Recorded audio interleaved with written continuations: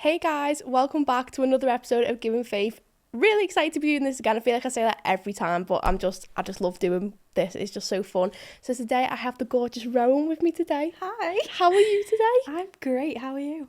Very good. Right, so guys, just before we start talking, so basically me and Rowan, we live quite near each other, and we were like, how are we getting here today? And we were like, oh, we're just going to get the train. And I was like, okay, well, I'll just meet you at the station then. So I got on the train at my stop, and I was sat behind someone, and I was looking at her and I thought, wait, I feel like, because we didn't see what we looked like at first, so I was thinking, is that her? Like, I don't know. And then I was texting it, and I seen like in like the window, like the reflection. I wasn't being nosy, I just saw it, and I just went to her, Rowan, is that you? And I think I just scared the shit out of her. Yeah, you did. I did. I apologise for that. But yeah, that's how we met. Just met on the train, and then we had a good debrief.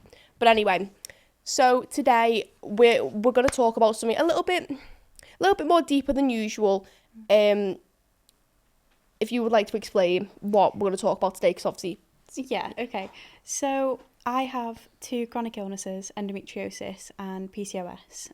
I've struggled a lot with them over the years, and mainly because there's just not enough research, there's not enough awareness about them.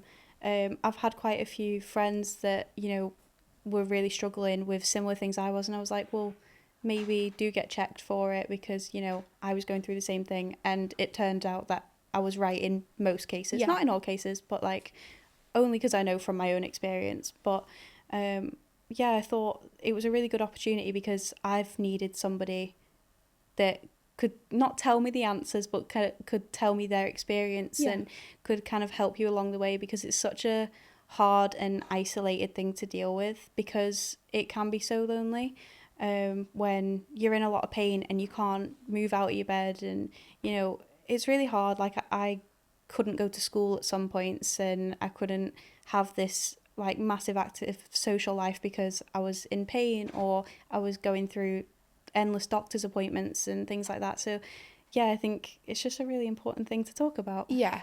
Like, because it's what we were talking about before. Like, I see a lot of people obviously on TikTok saying, I have PCOS, I have endometriosis. But if you were to ask me, what is it? I'd just say, isn't it where you get really bad periods? Because everyone who I have asked about it have just said, yeah, it's bad periods. Mm-hmm. So obviously, like, I'm not educated on it. And obviously, as Rowan was saying, like, it's not like they haven't done enough research on it, have the like medical professionals or whatnot. Yeah. So I feel like today's going to be like a good thing to obviously spread awareness, because I know there is a lot of other young women who do struggle with this and feel like they might not have anyone to turn to. So I feel like, because Rowan also wants to start her own social media, and I said to her she should do it, and she should do it because she's an advocate for this, because obviously she will spread awareness to young women, as I was just saying. So this is how we're gonna blow Rowan's social media career off, okay, with this. So anyway, I'm just going to ask you a couple of questions about it, because I want to learn too, because obviously like I don't really know much about it. Yeah. So before you got diagnosed with it, like what was the process of that before getting diagnosed? Like, how were you feeling? Like, what was going on, sort of thing? Yeah, so it started with my PCOS. So I didn't have a period for 9 months. It was obviously a really scary thing, because as a teenager, your periods are irregular. It's normal. Your body's still changing and growing. But I was in a lot of pain pretty much every day. Like, I was still skipping these periods every month, and I was like, what is going on? You're praying, as weird as it sounds, as much as like when you come on your period, you're like, oh, I wish it'd go away. Like, it got to a point where I was like, I really just want to have it, because it was so concerning. I thought there was something wrong with my body, things like that. And there was, but not in the sense of like, it's not your fault. It's not something wrong with you. It's just an unfortunate thing. Yeah. So my sister, she has PCOS and endometriosis. It's usually genetic. A couple of my aunties do. It does run in the family. So I was lucky in that sense, because when you have no relatives that have had it or passed it down, you're not taken as seriously as you'd hope to be. Yeah. So I was taken a bit more, because obviously it did run in my family. So after the 9 months of not having one, we finally went to doctors. I was like, this is not normal. Like, I'm in pain. I need help. I don't know what's going on. And she basically just said like, oh, it's normal. We'll put you on the pill to induce your period. And I was like, right, okay, whatever. I then bled for 3 months non-stop. And I was like, I can't deal with this. Like, Yeah. there would be maybe a day where it'd stop or it'd be really light and I'd just be able to kind of ignore it. But it still wasn't nice, you know.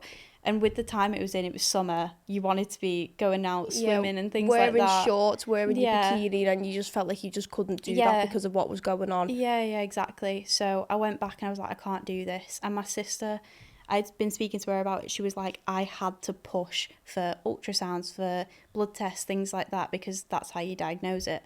And I was like, right, okay. So went into the doctors. I was like, I'm not leaving until I can get an ultrasound appointment because I need to know what's going on, because it is a very severe condition. If you don't know you have it and if you don't have it under control, it can get out of hand and it can be dangerous. So I went in and I was like, no, I need an ultrasound. I need to know if I've got it. My sister's got it, my aunties have had it. Like, at least if I don't, I know, and I can find my way around it with what's going on with my body. So, got to the day of the ultrasound and, you know, she's sorting everything out and blah, blah, blah. Midway through it, she's like, made this face like of shock. She's like, and then I was like, oh my God. That's not a very good thing to do in the doctors. They make a face of shock. I know. I was like, oh my God, what's going on? And she's turned the screen away from me and she's like, called my mum over. I'm like, oh my God. Oh my God, really? Yeah, I was panicking. I'd shit myself. I really would. I was absolutely panicking. And my mum's like looking in horror and I was like, what's going on? I just start bawling. She's like, it's okay. I was like, it's not, you're not telling me what's going on. You turned the screen away from me and both of you are sat there looking like I'm about to die. It's not okay. So she was like, okay, I'm going to tell you something, but it's okay and we're going to deal with it. And I was like, all right. But I bet you were thinking like the worst was. Yeah. Like, you were probably thinking like life threatening. Yeah. Like, I'm going to die next week. Yeah, like, honestly, you were I did. That. I was so panicked. And she was like, you've got polycystic ovaries. And I was like, okay. So I was like, it's not great, but a bit of a sigh of relief. Yeah, so I was like, all right, no worries. And I did start crying because it's an upsetting thing to have, you know. Of course. It can cause a lot of issues down the line and things like that. So it's an upsetting thing to have, but also I was really glad that it wasn't anything bad. So I think it took me by surprise, even though I was pretty sure I had it anyway. I had all the symptoms. You know, I was saying to Faith, like on the train when we were having a bit of a debrief, a lot of symptoms like come along with it. So you'll have extra testosterone, so your hair grows quickly on your body and your hair on your head falls out more. Really? Yeah, so it's really strange. So I thought, oh, does this mean I'm gonna have like thick, luscious hair? Yeah. She was like, well, no, your hair falls out more on your head but grows really quickly. How does that make sense? So you grow like excessive amounts of body hair, but then you think, oh my God, my hair's gonna like grow as a bonus, but then like honestly, how does that work? I know, honestly, I couldn't really tell you the science behind that. I don't really know. I know that obviously, you know, men have a lot of testosterone. That's why men are hairier than women. That's it. And then girls with PCOS, because they have more testosterone, I'll be essentially hairier than you would be. Yeah. So things like that, it causes, you know, migraines. I was saying about severe pain, it's quite bad blood loss on your period and things like that. It's a bit weird. And you also, my biggest one that I've struggled with is like a massive fatigue. So I will be exhausted in the day. I'll really struggle getting up, and then at night I'm wired. I can't sleep. Yeah, like wide awake. Yeah, it's really strange. So I think they call it like opposite fatigue or something like that. But yeah, that's probably the main thing I've struggled with. Because with like your hair and stuff like that, you can deal with that. It's manageable. Yeah, do you know what I mean? Yeah. It's a bit of a pain, but like, it's not the worst. Yeah, getting an everything shower on a Sunday's like, I feel like I've got to gear myself up for that, you know, like, I don't know about like just off topic and it's a bit of a side rant. Yeah. Like, how much motivation do you have to hype yourself up though to do that? The exfoliating, the shaving, the double hair washing, the hair mask, this, that. Exactly. It literally like. Yeah. Well, I have to do that maybe like twice a week. Because, my hair grows back within 2-3 days. And I'm like, oh, wow. Yeah, it gets to a point where I'm like, no, I can't be bothered with this anymore. Asked, like, just gonna leave it. No point. Like, you know what? I couldn't imagine that. You know, like, I literally have to hype myself up for every Sunday. Yeah. And that's only one day out of the week, and then you've got to do like what? Double me. Yeah. Like that is, wow. Like, you know what though, I'm learning so much from this, because obviously, as I was saying before, like, you know, you see things on TikTok, but then I think some people don't really know what they're talking about. Yeah. Like, but obviously with you, obviously you have first-hand experience, like you are experiencing, you're in it right now. Like, it's actually nice to hear it from someone who knows what they're actually on about. Because then obviously some people, they will just say what they want to say, and obviously people are gullible nowadays. They will just be like, oh yeah, so she said that, so that's what it is. Like that's what it is. Yeah, of course. But yeah, so obviously the process of getting diagnosed, obviously I know you said, like, you know, you had to get ultrasounds and stuff. Like, how long did that actually take? Because obviously, as you were saying before, there isn't enough research on it. It's not a very known, like, illness, like, you know what I mean? So what was the process? How long did it take? Like, I want to know it all. So within the 9 months, obviously I'd been back and forth to the doctors, and they were like, it's fine, it's normal, just go away. What were they telling you at first it was? They weren't really saying anything. They were just saying that I was a teenager, because I started my period really, really young. Another common thing of PCOS. Yeah. I think I was just about to turn 10 when I started mine. Oh, wow. Yeah, really? I was really young. My sister was the same though. And like, because my body was changing, I was like, you know, you're hormonal as a teenager, things like that. That's all she said it was. Yeah. That it's normal to have these irregular stages. And I was like, right, okay. Obviously, you trust your doctor, don't you? So it's one of those. And it got to a point, obviously, my sister, and that she's going, no, I'm promising you, like, this is what happened to me. You need to push, otherwise you're not going to get help. And I was like, okay. So we kept going back, and she's like, right, we'll do blood tests, we'll do urine tests, things like that. So I'm constantly doing all these tests, and everything's like, nope, it's fine, because it doesn't come up in your blood or your urine tests or anything like that. They just kept checking, basically, if I was, like, pregnant or anything like that. So I was going through that, and then, like I said before, when I got to, like, that 9-month marker, and I was like, no, I can't do this anymore, I need to push for an ultrasound. I think I got an appointment within, I think it was just over a month, which isn't great, but there's a massive waiting list for them, obviously. 100%. So I was just grateful that I had gotten it.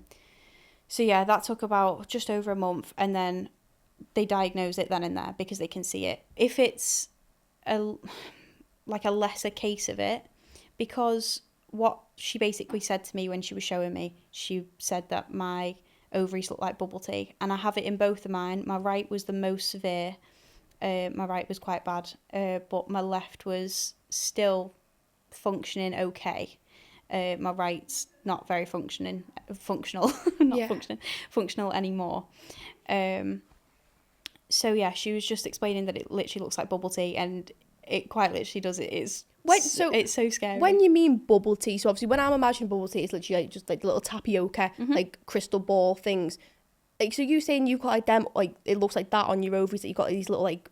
Yeah. Like, so inside them, like it looks like it's just covered in tapioca, like they're filled with tapioca. So the reason, when I was talking to you before, when I went to a doctor a year later, and she was like, well, she shouldn't have diagnosed you this early, like you're still a teenager, you're still growing, and I was like, right, okay. Is because when your ovaries are still growing and they're not fully developed, they do like look like they have little circles in them anyway, because that's your eggs and things like that. But mine, that was not the case with mine. Mine was literally like, there was circles everywhere. Like I said, it looked like it was filled with bubble tea. It was crazy. And I was like, oh my God, like it's so strange to see that part of you, because, you know, you never know what they look like. Yeah, because you can't see it. Like, I can't see it right now. Like, you can't see what it looks like right now without... Isn't it so crazy? Like, medical, like, equipment and stuff. Like, you get, like, an MRI, like, and all of a sudden you can literally see it inside your body. Like, it's... Even, like, X-ray machines. Like, you... Like, honestly, like, when I've gotten, like, an X-ray before, and I lost my shit. I was like, what the hell? Like, that's what I look like. That's what my bones like. Like, it's covered with all this, like, obviously, this skin and, like, fat and whatever. And I'm like, wow. Yeah, like, it's crazy. It's mad. It really is mad. Yeah.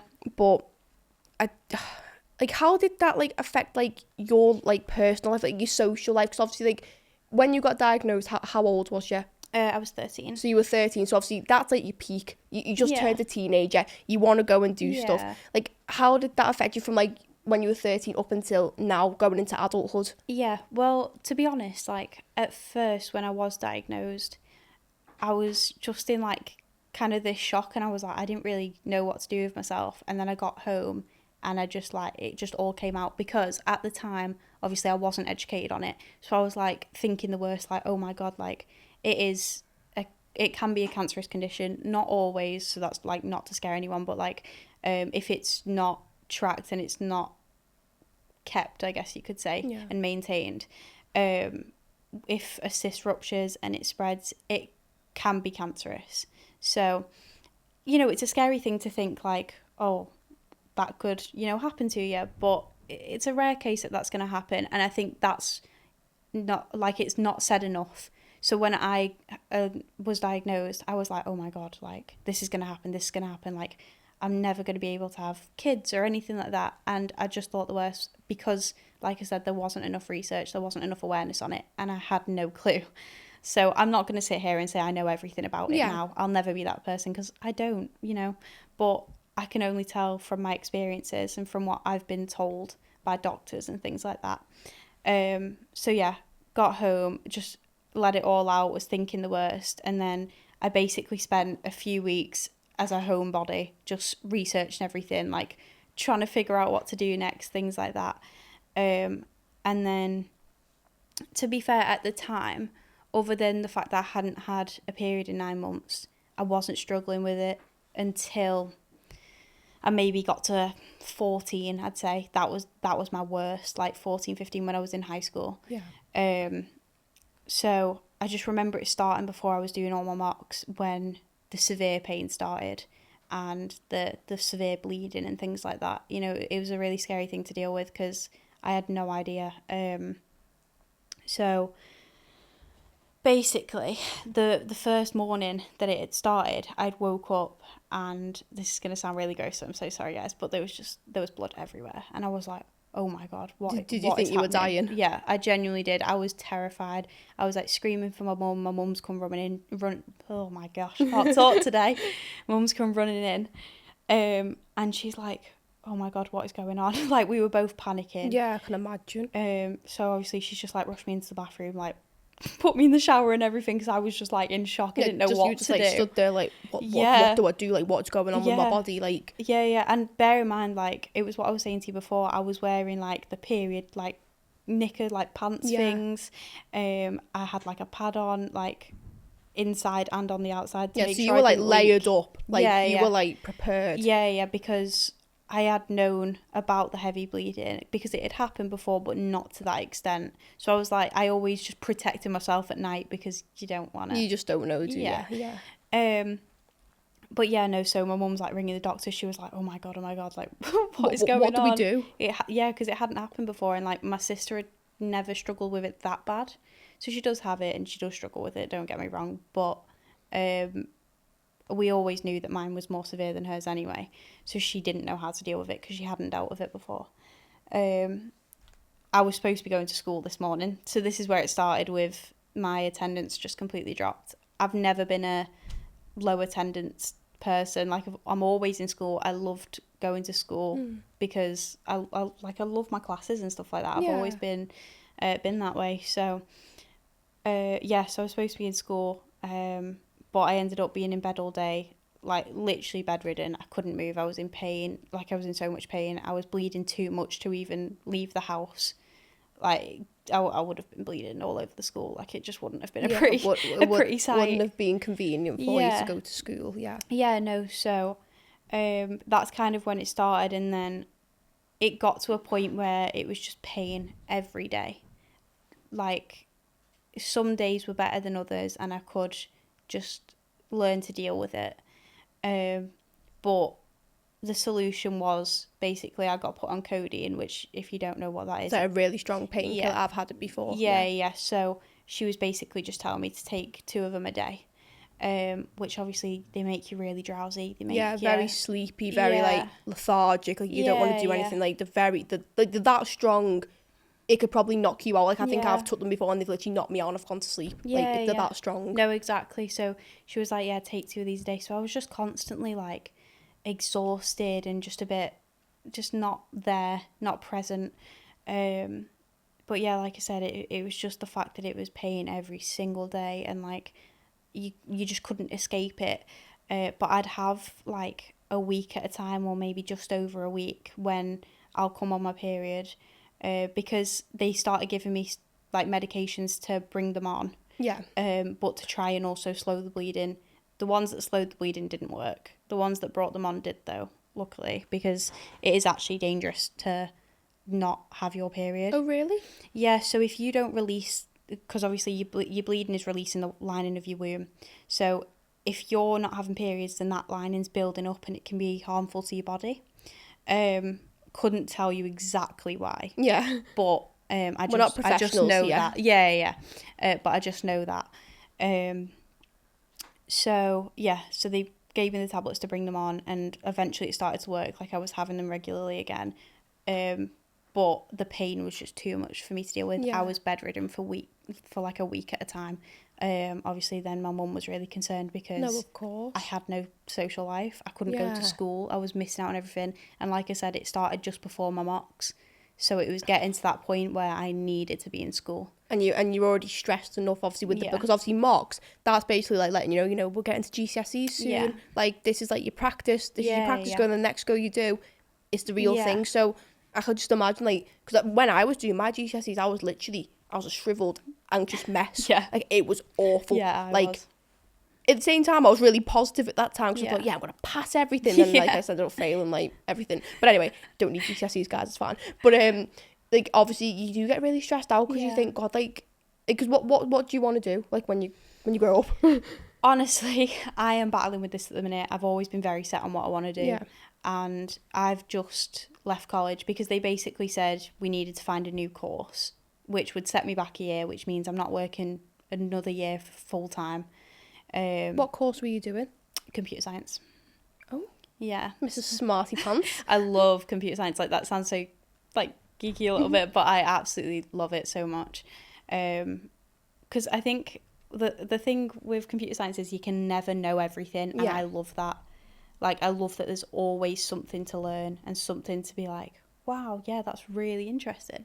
So, yeah, they basically said we had to find a new course, which meant setting myself back here because they were cancelling it. So I've dropped out now because I'm going to start working full time. So my plan is to train as a dental nurse, because I'm not sure what I want to do. And realistically, you shouldn't have to know at our age. Do you know what, right? You've just like baffled my head when you said that, because I was thinking of dropping out of college before I went back in September and going full time and work, and I'm just figuring out what I wanted to do. Like, that's actually really crazy. You've just said that. Like, guys, like, the amount of coincidence, right, we've had off camera. Yeah. Like, with each other, like, when we've been like speaking about things, like, that's crazy. Yeah, we're just interlinked. Like, are you about to be my new best mate? I think you are. Like, that is actually so mad. But that's what I mean, I have made the choice to go back to college just for the thought, because I'm just going to go back for the first couple months, see how I feel, because I don't want to, like, because obviously I was kind of like this. Do you know what I mean? Like, oh, do I go back or do I not? Because I was more scared of going back, because I was scared I was going to lose all my friends. Mm-hmm. Like, that's what I'm worried about. Mm-hmm. So I thought, you know, I'm just going to go back, like, you know, because it's a 2-year course. I thought, you know, I'll just try and get the second part of me grade. Like, I'll just try, because I don't know what I want to do now. Like, I'll just do it anyway, so I have it under my belt in case I do decide to do something with it, because I'm doing health and social care. Yeah. So, like, I've said to myself, I'll go back for the first couple of months, because I thought if I didn't go back, I don't want to have any regrets. And then I tried to go back, and then they don't let me in, because my college, I go to the City of Liverpool. It's like constantly, like, it's really a busy college. Yeah. Like, if you don't get a place there, and then you're not going to get a place. Yeah. Unless, like, something happens or whatever. But, so as of now, I am going back, but I'm still in the mindset, like, I don't really know if I want to or not. But I am going back, if that makes sense. No, yeah, well, that's it. Like, obviously, I'm not going to sit here and say, like, oh, yeah, people should drop out of college, because it's for some people and it isn't for some people. It's definitely not for me. Yeah, which is fine, because, like I said, we are really young. It's really hard to figure out what you're going to spend your life doing. You know, I've always very much looked up to my parents when it comes to working. My dad's done really well for himself. He was, he was poor growing up, you know, he really struggled to get by.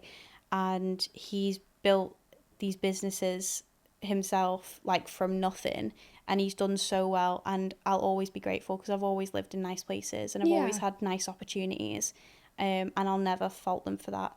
As much as I do wish that I would have got more time like with my dad growing up, because he was always working, I can't fault him for it, because, yeah, of course, you know, he built a good life for us. I've never gone without anything, and I'm very grateful. And like with my mum, she's always worked really hard for us. Again, same thing, like they've done everything they can for us. But like now she's got to a point and she doesn't know what she wants to do. She's not happy with her career, and like that's really scary for me, because I don't want to get to a point where I'm 40 and I'm like, oh, like what have I done with my career? What I'm like, should I change it? Do I even have time to change it? Which I say to my mum all the time, like, you are young, 40's not old, no, like, and you can change your career path. My mum, like, when my mum turned 40, she said life starts at 40, and obviously with me I was like 40 and I was like, Mum, what are you on about? You're so old. But like, to be honest, like, she's right, because since she has turned 40, like, she's been like living a life, do you know what I mean? Like, and that makes me happy, because my mum deserves it. Like, it's just me and my mum, like, my mum and dad aren't together anymore. Obviously I do still see my dad, whatever, but I live with my mum. But obviously she's the one she provides for us and that, and I'll always be so grateful that she's like my best friend. Like, any kind of problem I've got, I'm ringing my mum. Like, I'm such a big, like, I want my mum girl. Like, I feel like you no matter how old you are, you always need your mum. No, yeah, I get like that when I'm ill, or when I'm struggling with, you know, pain from my PCOS or anything like that.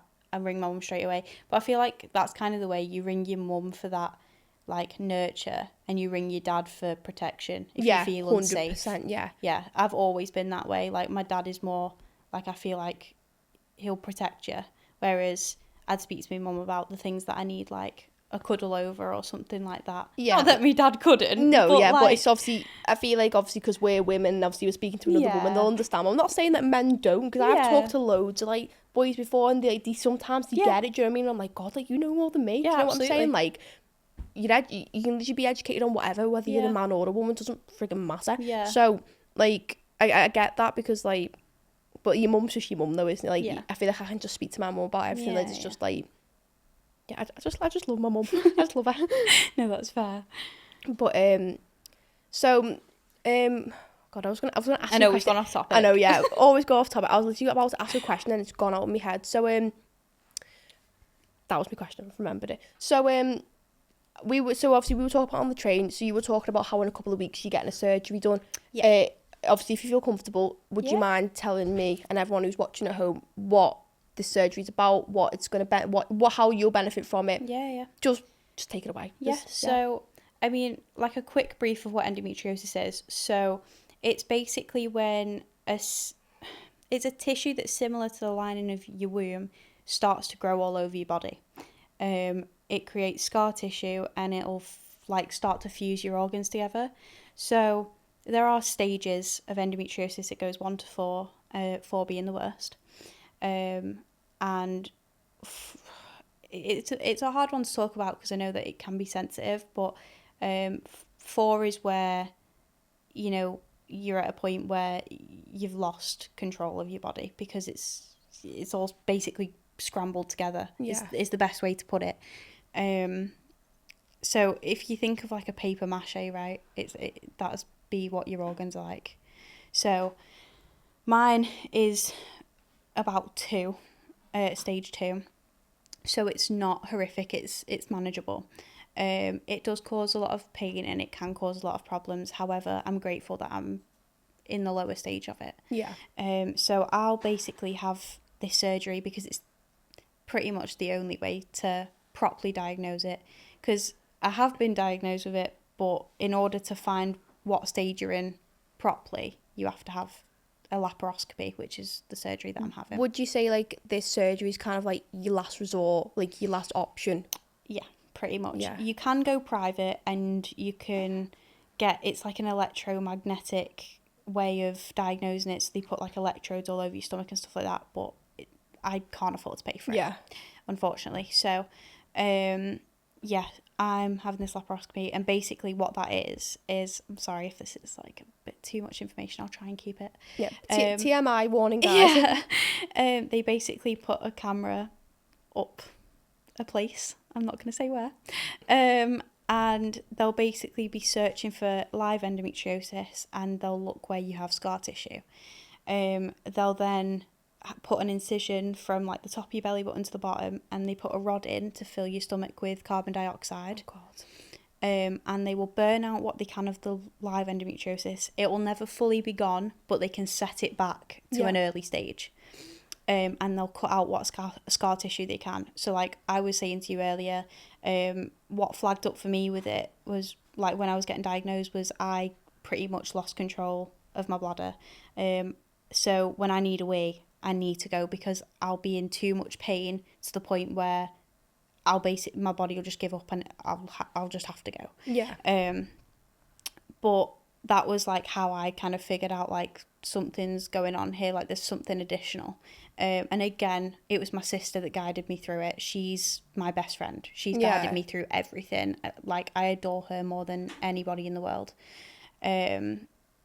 So yeah, she's pushing me again to try and figure out what's going on. Otherwise, I'm not gonna lie, I probably would have just tried to deal with it because I've always been the person, I don't want to put my problems on other people, and like I'll try my best to just deal with it and not say anything.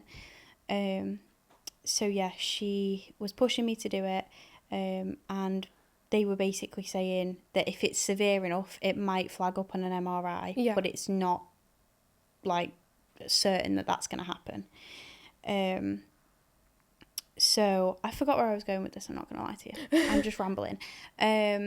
But yeah, so it's not certain that it's going to flag up on an MRI. So you could go private and get the electromagnetic treatment, well, not treatment, but diagnosis, or you can get a laparoscopy, which is about a 22-week waiting list. Bloody hell. Yeah, so I've been on the waiting list now for about 20 weeks, so it should be soon, hopefully. So sorry, I'm not good at maths, so 20 weeks, 4, 8, 12, 16, it's 5 months. Yeah, pretty much, just over. About 4.5 months, wow. Yeah. It's hard, you know, everything to do with PCOS and endometriosis, you'll find have massive waiting lists, and that's why it's such a struggle to be diagnosed. And like they don't want to put you on the waiting list until they have to, if you get what I mean, because that's so bad though. Yeah, it is, but it's what they're trying to do to prevent other people who may really, really need it. You know, they need to get in quicker. It's just one of those. It's like your driving tests and things like that. They're trying to put things in place to cut those waiting lists and things like that. Driving test dates. I haven't even done like my theory yet, but like them driving test dates, like my driving instructor was saying to me, it's like a 6-month wait list, and I'm like, what the hell? Yeah. Like, when am I gonna be driving? 2027? Yeah, it's like, crazy. At this point, I literally am. Yeah. But well, this has been such a good chat. I've absolutely loved having you on today, Rowan. It was absolutely unreal. So yeah, guys, I hope a lot of you watching at home have watched this and listened to, you know, your story, you know, everything you've been through, because I honestly do really, and I mean this when I say that you actually are an advocate for young women, because I know a lot of people do struggle with this, but I feel like they will suffer in silence because, as you were saying, there's just not enough resources and information to go around. But it's been really lovely having you on. Thank you so much for sharing such a sensitive topic, I'd say, to me, because obviously, you know what I mean, you've made yourself quite vulnerable. Yeah. And thank you so much for coming on. Thank you for giving me the opportunity. And you are starting social media after this. I will make sure you will make an account, and this is going to be your first big hit, okay? So guys, I will link Rowan's socials down below, link my own, and you can all go and follow. And yeah, well, thank you so much for watching again, and I'll see you next time. Bye.